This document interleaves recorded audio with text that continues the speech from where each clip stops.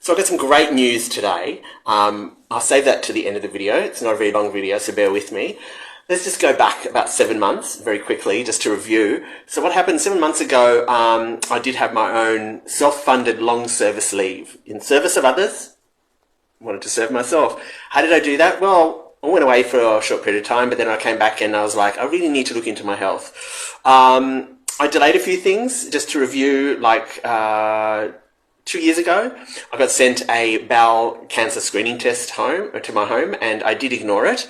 Why? Because fear of the unknown, fear that I might have cancer. Hold on to that thought.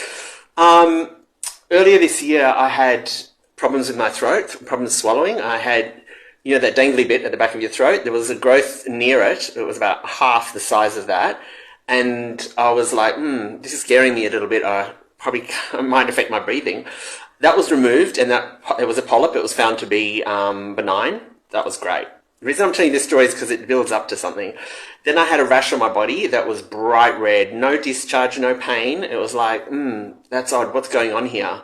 Then fast forward, I decided to do my bowel screening test, and that flared up and showed up as a concern. Again, no pain, no discharge, no discomfort, so not high risk, as they term it.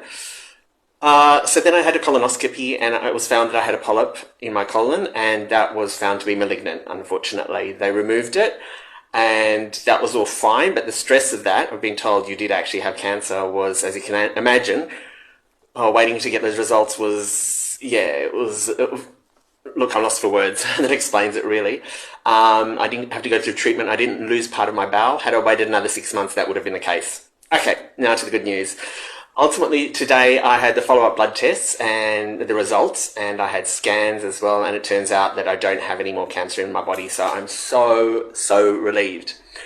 The takeaway that I want to take from this story is to say to you that just because you don't have any symptoms, because you don't have any pain, if something doesn't feel right, well, guess what? It's not.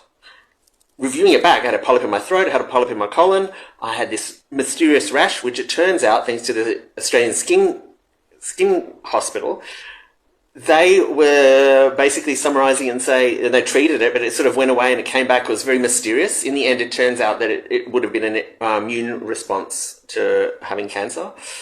That's all subsided now. It's been over 7-month journey. I hope to end that by the end of this year. I do still have more tests to come, more poking, more prodding, but I'm hugely grateful to St Vincent's Hospital, to all the specialists, to my friends, to my spirit guides that are alive now and have passed on, for all your support.